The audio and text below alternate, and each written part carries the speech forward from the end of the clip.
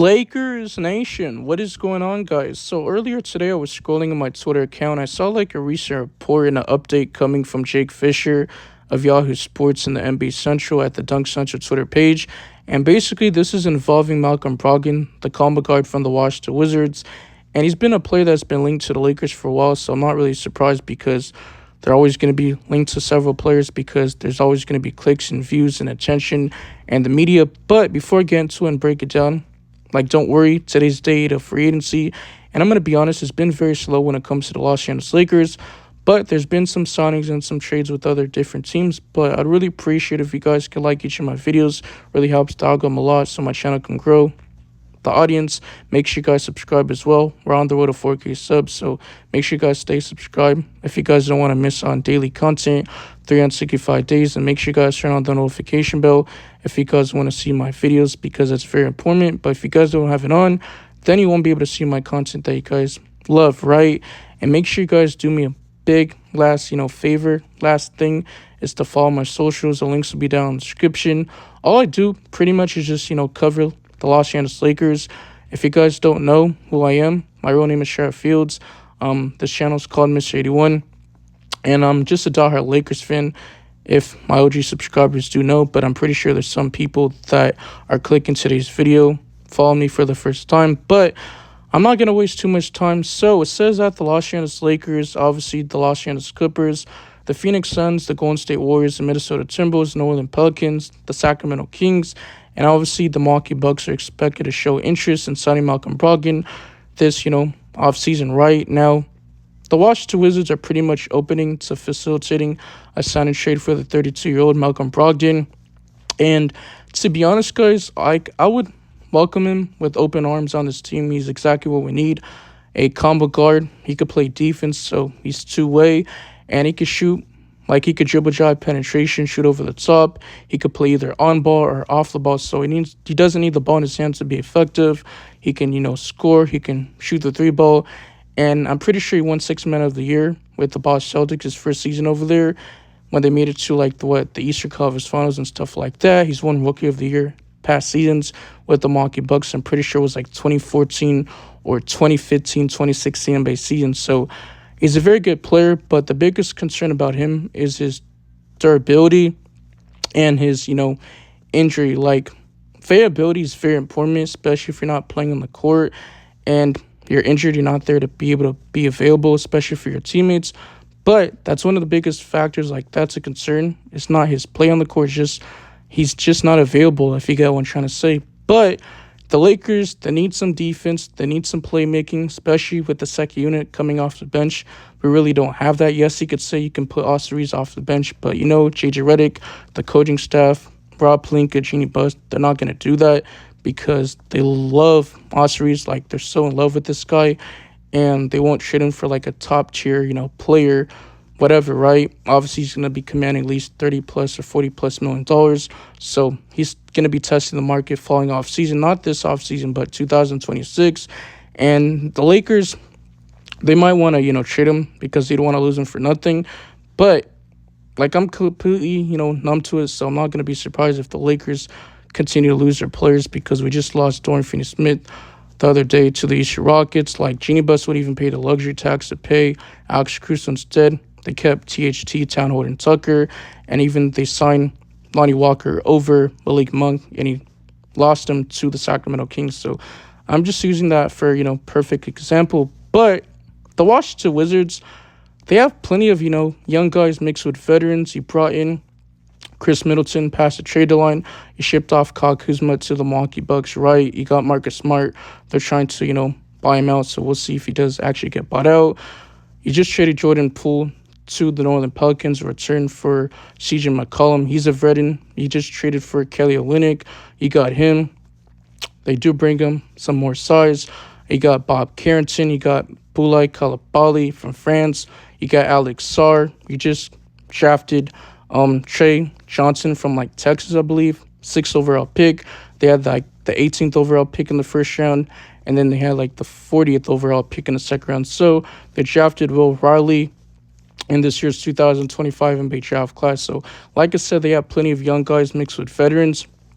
And where does Malcolm Brogdon found this team? Because you just got CJ McCollum, and he's probably going to want to go to a contender. Like, he's probably tired of playing for, shitty teams like the Portland Trailblazers and obviously the Washington Wizards. So they're young. They're trying to, build for the future and just draft capital. But he's on an expiring contract. He's making around like 22.3 or $22.5 million.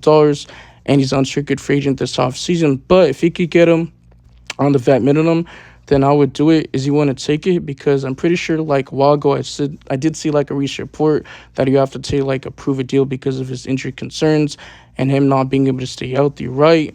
But the Lakers, they can't sign him on the buy-in exception. I don't think we have it no more since, Jackson Hayes did waive his implies, no trade clause, right? Implicit. So it's, 1 year, vet minimum, $3 million for the Los Angeles Lakers to return Jackson Hayes. So maybe the Lakers can shed some salary, like Gabe Vincent, or I believe it's like Shake Milton's not guaranteed. And you got Jordan Goodwin, but maybe you trade him to be able to get the full buy-in exception worth about $5.2 million. But yeah, man, that's all I got for today's video. Make sure you guys keep staying, updated, because that's very important if you guys want to be able to see my content. And follow my socials. The links will be down in the description. I'm going to keep repeating it myself. Just keep respectful in the comment section. But I do want to show you Malcolm Brogdon's stats for the Washington Wizards, right? So he did average around 12.7 points per game, shot 43.3% from the field. He did average around 3.8 rebounds, 4.4 assists. So he is a solid, playmaker, right? And I'm looking at the games he did play for the Washington Wizards, right? So 24 games played, 13 starts. The year before, he was on the Portland Trailblazers, 39, 67 with Boston, 36 with Indiana, 2020-21 NBA season, 56, and then 2019-2020, 54, 64, 48. So the most games he's ever played in his career was his rookie season. Actually, my apology, it's actually 2016, 2017 when he won Rookie of the Year. I'm pretty sure it said 2015 or 2016 or 2014, but it's actually 2016, 2017, right? But it's very interesting. He did play around 23.5 minutes a night. He dished out 4.1 assists. He shot terrible from the three-point line, even though he's a very good three-point shooter. But I'm pretty sure it was like one of those, off seasons that he had. And he struggled, but 28.6% on 2.3 attempts. Last year took 5.1 attempts. Shooting around 41.2%. The year before that, 44.4%. So pretty much he's a 4.2 attempt guy from the three-point line, shooting around 38.8% from the three-point line. He did shoot around 88% from the foul line on 3-point attempts per game. And I'm looking at his, blocks, 0.2, blocks, and steals, 0.5. So very good defender. Like, he could pretty much do everything, score from all three levels, draw contact, get to the free throw line, like create, dribble drive, penetration, shoot over the top, like play off ball. Like, he does everything that you want him to do on a basketball team. So he brings that size. I mean, he's not undersized. Like, he's not big at the wing position or the guard position, but he's 6'4", and he does weigh about like 229 pounds or 230 pounds. But Lakers fans, once again, let me know in the comment section, how do you guys feel about Malcolm Brogdon? Would you guys welcome him on the Los Angeles Lakers? But I know since the Indiana Pacers days, the Lakers were trying to trade for him when we had Russell Westbrook, but the Lakers front office just never got the job done. So I think this is the time to pull the trigger. And I'm going to be honest, guys, he's probably, if not one of my favorite, players that is still available in the free agent market, because a lot of the players are already taken, like the good ones. But the Lakers have made some moves by signing Jake Relavia on like a 2-year deal worth about $12 million. And annually, his salary is making around $6 million, so that's very cheap. And you just signed, DeAndre Ayton off the buyout market. He's getting like, $25 million off the buyout market. I'm pretty sure it took like a cheap discount, I believe $10 million, but he's getting paid $35.3 or $35.6 million with the Portland Trailblazers, and he's getting paid with the Los Angeles Lakers, worth about $16.6 million. And annually, his salary is making around $8.3 million. So very cheap. I'm pretty sure second year he has like a player option. I know I'm a little bit off topic in today's video, but I just wanted to bring it up what the Lakers have done and the signings. So if I had to give a Lakers a current grade so far, maybe a B plus. It's not an A plus because it's not officially over, and the Lakers still have to make some moves. Maybe they go after a DeAnthony Melton.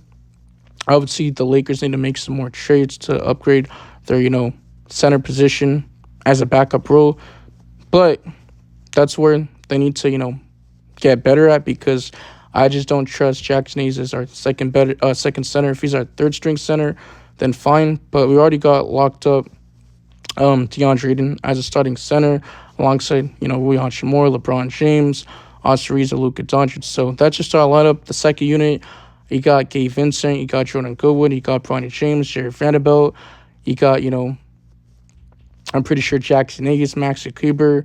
So you got a bunch of pieces, right? So if you put Malcolm Brogdon off the bench, like, he can shine, like, he can get some buckets. But yeah, man, I'm out of your piece. Cheers.